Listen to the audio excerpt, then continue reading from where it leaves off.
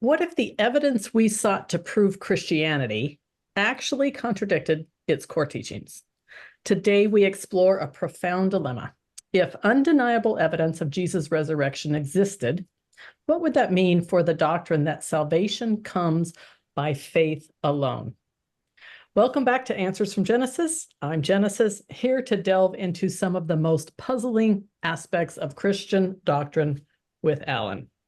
Now, last week we talked about the external evidence for the resurrection of Jesus and found it wanting. Christianity teaches that salvation is by grace alone, through faith alone. But imagine we had irrefutable proof of Jesus' resurrection. Wouldn't that turn faith into mere acknowledgement of fact? Paul and other New Testament writers insist on faith as the basis for belief, yet they also present their own eyewitness accounts as evidence. Today, we're going to dissect this contradiction. You ready to start our 30-minute timer, Alan? I'm with you. Let's get this going. All right, let's start with a quote from Bart Ehrman. He says, in the entire first Christian century, Jesus is not mentioned by a single Greek or Roman historian, religious scholar, politician, philosopher, or poet. His name never occurs in a single inscription, and it is never found in a single piece of private correspondence. Zero, zip references. Now, I have often wondered if Bart has regretted saying that, because many people have taken that and run with it. But what do you think? Does the Bible give us sufficient evidence for the witnesses of Jesus? We talked about Josephus. We talked about some other scholars, all of these things that Bart just said, hey, they don't exist. Is there sufficient evidence inside the Bible for this, for Jesus rising from the dead? I'm sorry. Well, no. I mean, if it were that all of the 513 witnesses that we have in the Bible, the 500 random people that Paul mentioned, which we don't have a single name, a single person, we don't know anything about any of these people. We're just taking it on Paul's word that there were 500 witnesses. That's all we literally have. So those are the 500. 500 is a lot. I mean, if you can get 500 actual people that you can talk to, I mean, still not proof, but you're getting somewhere. That's a little stronger than just 13 people coming out and be like, we know. But even at 13, you don't even have really 13. You just have basically people, 100 years later writing about these 13 people that claim that they say they had evidence of Jesus' resurrection. But no, we don't really have that. We don't even have 13 actual testimonials recorded. We just have the word of people from anywhere from, probably 40, 50, maybe at earliest 30, if we're lucky, all the way up to 100 years later, of any of these witnesses that supposedly saw this resurrection. So nobody that has actually written anything that we have today were eyewitnesses. It's all based on testimonials, recordings of people that said such and such happened. If even anybody was actually interviewed, all we know is we have some scribes that wrote something down that claimed that somebody said that Jesus resurrected. So it's really bad. Like we have nothing. We don't have any empirical evidence that we can evaluate today, obviously, but we don't even have really any good eyewitnesses. We have nothing to substantiate this claim. Closest we have is the Apostle Paul, who said he has 500 witnesses, and whoever these scribes were that recorded that these 13 disciples, well, Paul being the 13th, 12 other disciples supposedly saw Jesus rise from the dead. And the irony is that in every single one of these cases, every one of them, in theory, assuming they were real, let's just assume for a second they all really did see the resurrection of Jesus. Every one of them got the opportunity to have absolute empirical evidence that Jesus rose from the dead. They saw him. He put his finger. They put their finger in the holes in his hand. Maybe even his feet, if he allowed them.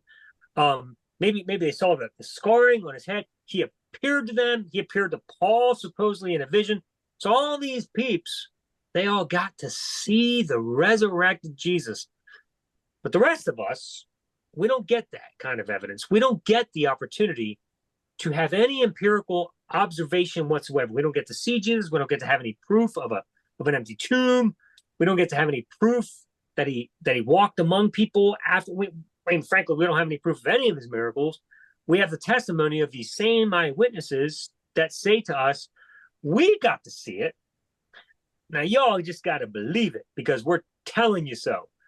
And that's it. And everybody else in the rest of history has to just take it on faith that these 12 or 13 people, or 513 people, if you take them all, got the opportunity to experience it, so they believe it. But the rest of us just got to take it on faith. So no, I agree with Bart Ehrman. There is zero, zilch, nada, no evidence whatsoever for anybody to believe that any of this is true.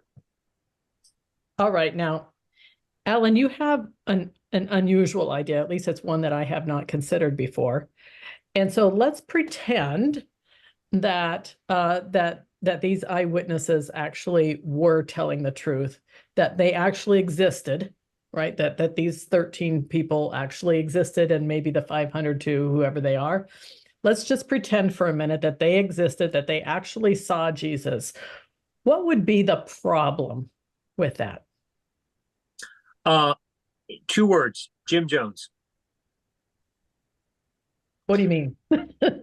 I mean, we all know the great. We know the story of Jim Jones. I mean, he hundreds of people to their death by just believing by faith. Like, no proof, no evidence, no substantiality. Just because 513 people come to me and say, we saw this, you just have to believe. How do I know that they are telling the truth? I would like to see something a little bit more substantiating to me. Like, just because you said you had an experience, that's wonderful. That's good for you. That is great for you. How do I know that it's true? Give me something that I can test it empirically. Okay, so let's talk a little bit about the biblical version of salvation, right? Through grace alone, through faith alone, in Christ alone. If these disciples had evidence that they literally saw Jesus, right? And the 500 people, they had evidence that they literally saw Jesus, would their salvation be through faith alone? Well, no, that's great. That's a great point. Therein lies the other problem. So supposedly Christianity, our whole salvation that God grants us, is based, like you said, by grace alone, through faith alone, in Christ alone. Well, if it's by faith alone, then I would wonder why these other 513 people were saved. Because if it's faith alone, they certainly didn't have faith alone. They got the opportunity to be atheists and got to question and got to get proof. We today, you horrible atheists that eat babies, that's all you do for a living. We have to just believe by faith alone, contrary to these other people that got to have the absolute evidence because they experienced it. Well, if it's by faith alone, then that completely and utterly contradicts the concept of evidence. So 513 people had empirical evidence. Everyone else in history since then has to have faith alone. That does not make any sense. So Thomas was a bit of a skeptic. He probably was the first one in this story, right? That he was like, nah, I can't do the faith alone thing. Man, I just can't. I've got to have some evidence here. So what do you think? After Thomas, in the story, right? After Thomas, he's like, I need to see, and he sees. Do you think that Jesus considered him saved? Well, it would seem, according to the story, yes. And not just Thomas, but if you think about it, Thomas Thomas pushed it a little further than the others, obviously, in that he wanted to actually put his finger in his hands, you know. But the others got to run to the tomb and see that the body wasn't there. So they were still seeking empirical evidence too, obviously. Right. None of them were just happy to sit back and say, "What? We believe just because." None of them heard Mary's story and were like, "I knew it. We were just going to be saved because he said so." No, none of them did that. They all wanted some sort of proof that it happened. They were all acting like atheists at their best. Like, nobody just believed the story according to the Bible itself, which is the very source that tells us the rest of us have to have faith alone. It's ludicrous. But anyway, point being, Thomas, as an example, like you just brought up, he was blessed enough to see, because Jesus said, "Blessed are those who see and believe, but even more blessed are those who have never seen and believed." So the rest of us, we might be more blessed, but I gotta be honest, I'm kind of content with just blessed. I don't really need to be more blessed. In fact, I'm kind of trying to figure out what more blessed actually is. I'm kind of content with being a Thomas. Like, show me, let me have the proof, and I'll be blessed. Do I need to be more blessed? I don't even know what that looks like. What do the more blessed actually get that the less blessed don't? It seems like salvation comes to them either way. So I don't know. I'm kind of like sitting on a fence They here. got an extra crown in their, an extra jewel in their crown. That must be it. Maybe, I don't know. I'm trying to figure this out because, like, I've never looked at this stuff so closely until you actually leave Christianity, because then you're just like looking at these stories and you're thinking, how come everybody else in the story gets to actually get the evidence and they're still blessed, but I just have to believe this because, well, just because. I'm more blessed for that. Why am I more blessed? I don't feel more blessed. I feel kind of cheated here. Like I was supposed to just believe something blindly. What an oddity. So I'm thinking that in order for it to really be by faith alone, which is Paul's idea, right? In order for it to really be by faith alone, then there would have had to be no eyewitnesses. Exactly. Paul actually contradicts himself entirely by trying to produce 500 witnesses and then turn around and say it's faith alone. That's not faith alone. That's faith in eyewitnesses. That's not faith alone. So, all right. So Paul is not quite, he didn't quite think this one through. No, all of 1 Corinthians 15 completely contradicts the rest of Paul's teaching that just to draw two texts together, 1 Corinthians 15, Ephesians 2, 8, and 9, complete contradictions. And I never saw it before. As a Christian, you don't see these things. But you look back and you're like, wow. So, wait, grace alone through faith alone, grace alone, but yet you're going to spend an entire chapter demonstrating that 500 witnesses proved the resurrection of Christ. Well, why do I need 500 witnesses if I have to have faith alone? If it's faith alone, I don't need witnesses. If I have witnesses to validate it, and it's actual witnesses that validate it, then I have proof or fact. If I have fact, I don't need faith. I'm going to throw a little wrench in here, and you and I have not discussed this, so I'm really going to just surprise you with this one, but and it may be nothing. But other than these 500 witnesses, Paul seems to be very much Gnostic. And when we remove that part of what he has right there with the 500 witnesses, really almost everything that he says. Now, remember, only half of the books attributed to Paul, Bart Ehrman says, that were actually probably written by Paul. The others were not, right? So the books that were written by Paul, other than this section here about the 500 witnesses, seems to be all about Gnosticism. So if we were to remove that part of it, Gnosticism would be where you do believe that these things happen in the spiritual realm and that there's no physical evidence for any of it.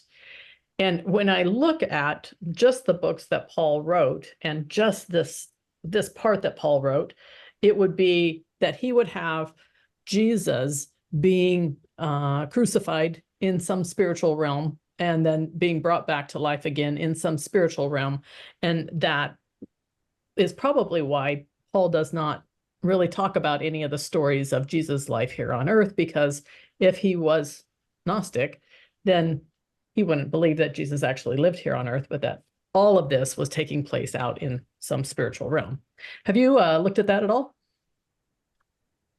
No, not really, not that closely. Although one section there that you said resonates with me. It is true that Paul never once mentions any of the miracles of Jesus other than the resurrection. That's the only thing that he focuses on, which I do find odd because if all of these things did happen, you would think Paul would spend quite a bit of time rehashing them and being like, wow, he did this and this and this, but he doesn't ever mention them, almost as if they never happened and he didn't know about them and Right. they were written the story after the fact. Almost. Almost as if. Almost. Yes, and then and that is pretty much where I fall. That I do think that Paul was a Gnostic, and that he did think all of this was happening in the supernatural realm, and then all of these stories about Jesus here on earth were added much later, and they're just stories. That is, kind of where I fall in that. And so if we were to say that, and I probably should have looked up that passage on the 500 witnesses. Is it in one of the books that Paul for sure wrote, or one of the ones that's questionable? Do you know? That I don't know. No. All right. So whether it is or not, it doesn't matter, because we've just seen all throughout history that that when things were rewritten, that things changed, right? Things were added, things were subtracted, words were changed and all that kind of stuff. So with or without that, I do think that if Paul had this Gnostic mindset, which most Christians have been taught, at least I was, that absolutely could not be, right? That was like the worst thing ever. Gnosticism was the worst sin, right? It was almost like a religion that was a sin in the first century. And until we actually get out and we study it and we find out that was very, very, very common Gnosticism, where they just think that things are happening in the spiritual realm. They're not happening here on earth, but they affect our lives here on earth. If that was what was happening, though, then everything that Paul was saying should have been taken by faith. Everything. Because it's all out there in some spiritual realm. It's not, there's no evidence, there's no facts, there's nothing here on earth that you can actually show as evidence.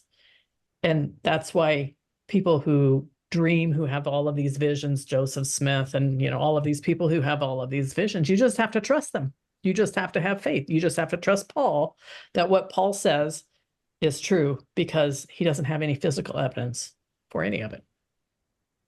Well, that would be true if that was his case, yes. And the irony is him bringing 500 witnesses into that is very strange. It really is. It would go to show that if what you're saying is true, that everything Paul did, if Paul was a Gnostic, and that's verifiable, which I have not actually looked into that. So that's interesting to me. Like you said, you throw a wrench in this, but if that's true, then somebody obviously added 1 Corinthians 15. If that were the case, that would have to be an addition, because why would a Gnostic throw that in there? That wouldn't make any sense. Yeah. So Paul's case is to take all this by faith alone on his word. 500 witnesses is a lot. Now, I mean, it's tough, because I know that Joseph Smith, his interaction with Moroni was witnessed by, I think there was 2 or 3. I want to say 2, maybe it was 3 other people that supposedly saw this interaction. But there's also no verifiable evidence that they saw it either. It's just, you just basically believe that somebody said somebody saw it, which is what Paul's doing in 1 Corinthians 15. I saw it. Take my word that all these people saw it. Take my word that it happened. Bada bing, bada boom, you're saved. That's essentially what 1 Corinthians 15 is. So it is weird. It is weird, because if he's coming at this from a Gnostic idea, then that's a very, very strange chapter. I would be very inclined to think that it was added later. But if it is Paul, then I would not think he could be an agnostic of that being the case. And he's providing evidence, which if that were the case, then we just have a whole different problem in that he's arguing for grace alone through faith alone, and then providing evidence for something that completely contradicts grace alone through faith alone. In fact, evidence is is in opposition to grace. It actually nullifies grace. It actually makes grace. It puts grace to shame, because grace is supposed to be something that comes in and performs something in your life that is done apart from evidence, apart from something that you can believe without grace. Grace comes in and does something and awakens you to something you have no ability to see any other way. So by Paul providing evidence, he completely and utterly nullifies his gospel of grace. That's true. That's true. So what we thought we had all bundled up nice and neat, grace alone, faith alone, Christ alone, when we actually start to untwist it and take a look at it, well, it doesn't really make sense, does it? Not at all. It's a mess. The whole thing is a mess. There's no, and I might say this as simple as this. There is no reason to believe. Well, I guess so. Well, let's see here. So what would a Christian say is their reason to believe? They would say, in my opinion, most Christians, well, okay, so I'm going to say most, and by most I mean mainstream Christianity. Well, I remember that feeling. I had an experience with Jesus. I know he loves me. I know that I know that I know that I know. You know the whole. You know that you know what? You know nothing. You don't pay it. You don't have anything. You say nothing. You know. You just you know because you just believe it for no reason. There's zero reason. And it's circular like that. You go roundabout with them for hours on end, and you're going to get the same response over and over again. I just know. I just know because I know. Well, why do you know? Because I know. Well, exactly. What gives you the? Because I know. So that's a foolish conversation. It goes nowhere. But that's why mainstream Christians actually believe. You're going to get to heady theologians, and they're going to come to the apologetical arguments. They're going to say, well, I know because there is all these reasons to believe. We're going to get there because we're not there yet. This is a stage in progress. We got to get one step at a time. You can't argue everything in one chapter in one video session. But you're going to have the heady ones. They're going to try to prove that Christianity is true because of all the evidence supposedly that apologetics provides. We're going to come to find that there's none. It's all going to be found wanting. Essentially, the problem with all of it is, even if, let's just for the sake of argument say that Christianity found that the nail in the coffin that proves 100% that Jesus rose from the dead, that in and of itself completely and utterly nullifies grace. And therein lies the problem with providing evidence for Christianity. If it's grace alone, why are you trying to provide evidence? It completely contradicts the whole concept of grace alone. And also faith alone, right? Because 100%. There's no faith necessary if you have evidence. Yeah, exactly. None. If you have evidence, you don't need faith. If you have faith, what's the point of evidence? They're contradictory ideas. And it's just mind-blowing to me that it took me till this point in my life to see this.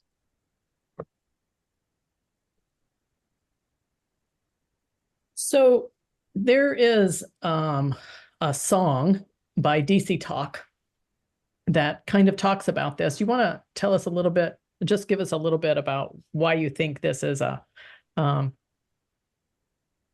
representative of how Christians really think. You're talking about DC Talk song that I have in my book, In My Mind's Eye. Yep.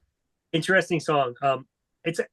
Okay, so I always loved DC Talk. I thought they were very talented, at least, at the stage that they were writing this music. Rap music has taken a totally different turn over the years, but I always loved this group. I thought they really transitioned with time.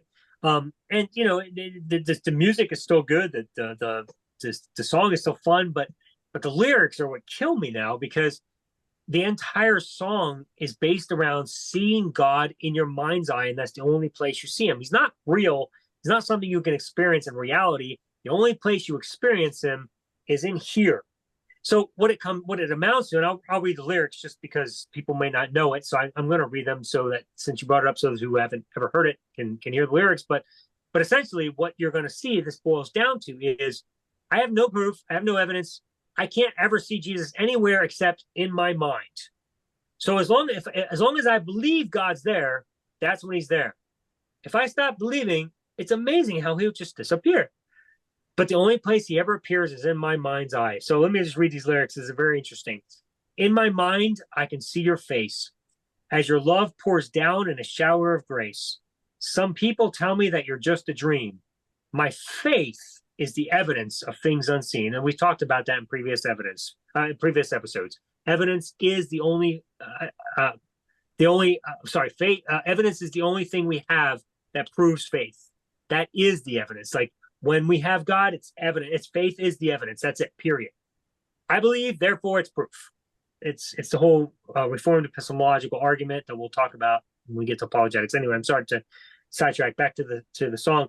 You know what I'm going through? I know this is true because you stood in my shoes. Desires inside of me, but it's hard to believe in what you cannot see. Yeah, you don't say. Keep going.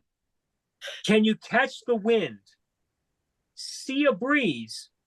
Its presence is revealed by the leaves on a tree, an image of my faith in the unseen. So they're trying to make a parallel between wind and God. Since you can't see wind and you still believe it exists, therefore God must exist even though you can't see him. It's a terrible parallel, and maybe we can return to that if you're interested and talk about it in a second, but let me finish this out. In my mind's eye, I see your face. Do you, though? I mean, are these just regurgitating ideas that we just say because the Bible talks about them? Has anyone really seen God's face? I mean, what's he look like? Is your image of his face going to look different than someone else's? Because that's weird, because if 15 people say they saw God's face and they all describe his face different, did they really see his face? Right? So in my mind, I see your face. You smile as you show me grace. In my mind's eye, you take my hand. We walk through foreign lands, the foreign lands of life. In my mind's eye, I'm where I belong as I rest in your arms. And like a child, I hold on to you. In my moment of truth, yes, I do. We can ride the storm, endure the pain. You comfort me in my hurricane, and I'll never be alone again in my mind's eye. Now get these last few lyrics. I know you're there. I can touch you there. I want you there. I need you there. I see you there. I know you care, and I believe. If that doesn't sound like an addict, I don't know what does. Well, it sounds like all kinds of things to me, but yeah, it doesn't sound like a rational person. No. So I have a story. Sometimes I drive Uber. I recently moved to Omaha, and so I'm driving Uber once in a while just to kind of learn my way around town. And one of the reasons why I like driving Uber is that I get to meet all kinds of people I would normally never meet. And literally it's all kinds. So I picked up this lady this weekend, and she was probably in her 40s, and she was a new believer. And so she was telling me she was all excited about her new faith and her new Christianity was going to change her world. And obviously she'd been into drugs. She said sex trafficking, but I wasn't sure about that part. But anyway, she'd had, quite a life. So, but she told me something that was really, really interesting.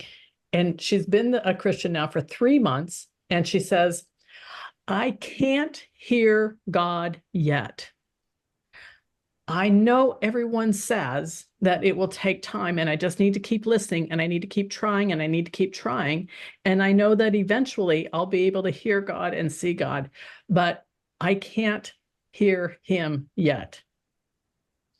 And I'm thinking, you are now a Christian, right? And you've just been baptized and you've given your whole life to this invisible God that you cannot hear. But you are believing simply because other people tell you, if you keep trying, if you keep trying, if you keep trying, if you keep trying, you're going to be able to hear God. And I think back in my own life to the times where I was like, no, I don't hear God, and I got to try harder. I got to have more faith. That's what I always thought. I got to have more faith. I got to have more faith. I got to have more faith, and then I can hear God.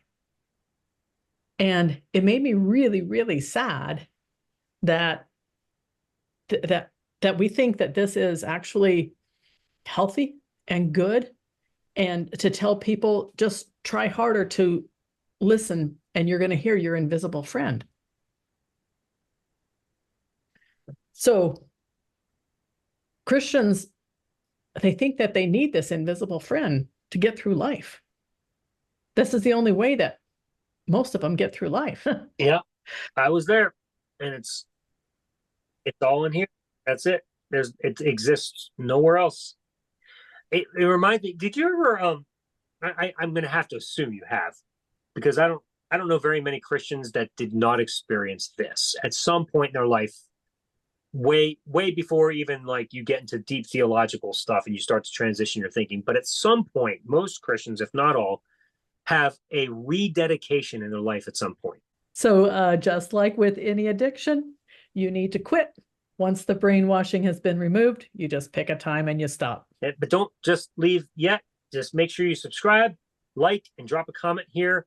We love you being a part of this, so please do that. We want to see you all come back on a regular basis. And if you want to join our fast-growing community of ex-Christians on Facebook, if you enjoyed this week's discussion, you can leave us a tip in the tip jar. And join us next week, where we continue to peel back the years of brainwashing. Maybe we'll pick up with where we left off today. So until next time, break your God addiction with answers from Genesis.